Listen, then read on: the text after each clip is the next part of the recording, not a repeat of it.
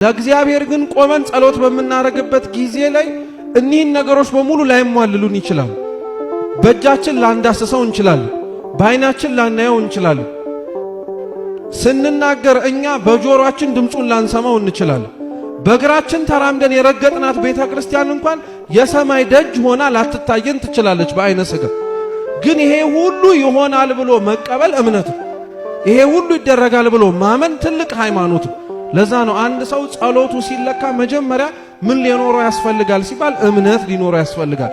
ሃይማኖት አላቸው ሁሉም ጸሎቶች መጽሐፍ ቅዱስ ላይ አሉ። ስለዚህ አንድ ጸላይ ጸሎቱ የሚለካበት የመጀመሪያው ነገር ወይም ሊኖረው የሚገባው ቅርጽ እምነት ነው። ስናገር ማን ይሰማኛል ብሎ ባላየውም ማን ያየኛል ብሎ እግዚአብሔር ባልዳሰሰው እኔ ማን ይዳሰሰኛል ብሎ።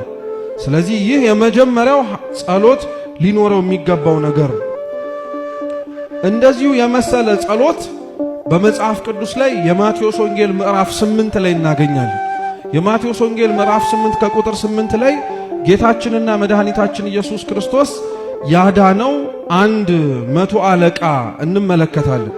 ያ 100 አለቃ አምላካችንና መድኃኒታችን ኢየሱስ ክርስቶስ ልጁ እንደታመመበት በሰማበት ወቅት ላይ ልጁን እንዲያድንለት ወደ ቤቱ እንዲወስደው ነገሩ። ያ 100 አለቃ ደግሞ ለአምላካችን ምን ብሎ መለሰለት? ጌታ ሆይ አንተ ከቤቴ ጠፈር በታች ልትገባ አይገባኝም። እኔ መኮንን ነኝ፣ አለቃ ነኝ። የልቤን ፈቃድ እኔ ሳልሄድ አሽከሮቼን የሚያገለግሉኝን አገልጋዮችን ሂዱና አድርጉት ብላቸው ያደርጉታል። አንተም ቃል ተናገር፣ ልጄ ይፈወሳል አለ። ጌታችን ኢየሱስ ክርስቶስም ተናገረው፣ እውነት እውነት እላችኋለሁ በእስራኤል ወገን እንደዚህ ያለ እምነት አይቼ አላውቅም፣ ልጅ ተፈውሶልሃል ሂድ አለው። ወደ ቤቱ ሲገባ ክርስቶስ ሳይመጣ ያቺ ልጅ ያለችበት ቤት ላይ ሳይገባ ትፈወሳለች ብሎ ትፈወስ ያለው ቃል ልጅቷን ፈውሷት እንመለከታለን።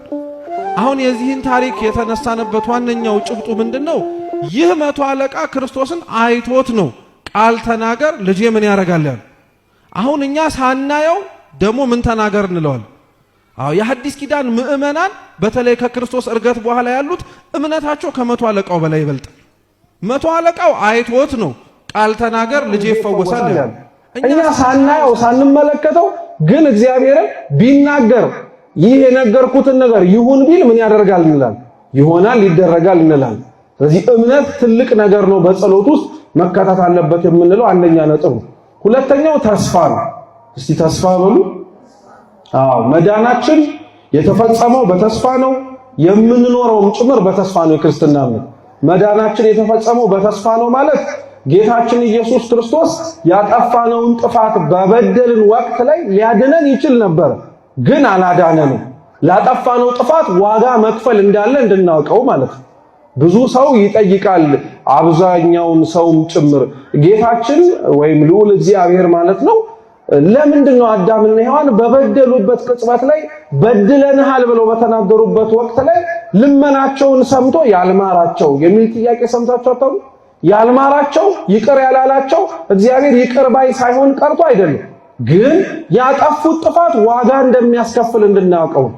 ለዛ ነው ክርስቶስ አምላካችን አሁን የምንጸልየውን ጸሎት እየሰማን ዝም የሚለን ኃጢአት ያስከፈለችንን ዋጋ እንድናውቀው። ኃጢአት ሳንሰራ ብንለምነው የልባችንን መሻት እንደሚሰጠን እናውቃለን እናምናለንም ጭምር። ኃጢአት ሰርተን ደግሞ ስንናገረው እየሰማ ዝም የሚለን የሰራችሁት ኃጢአት ዋጋ እንዴት እንደሚያስከፍላችሁ ተመልከቱት ለማለት ነው። ልክ አዳምና ሔዋንን አስቀድሞ በደሉን ከመስራታቸው በፊት ልመናቸውን ሁሉ ይሰማ ነበር።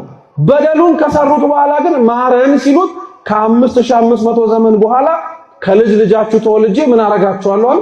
አድናችኋለሁ አለ። ተስፋን የሰጣቸው ማለት ነው። እንደሚያድናቸው ነገራቸው። እኛም ጸሎት ስንጸልይ ተስፋ ያስፈልገን። ስለተናገርን ለምን በቅጽበት አልሆነልንም አንልም። ተስፋ ይፈልጋል ጸሎት። ሁለተኛው የዳነው በተስፋ ብቻ ሳይሆን የምንጠብቀውና የምንኖረውም በተስፋ ነው። ከኛ መካከል እግዚአብሔር ቢፈቅድ ከሞትን በኋላ የት እንገባለን ብለን የምንኖር መቼም ሲኦል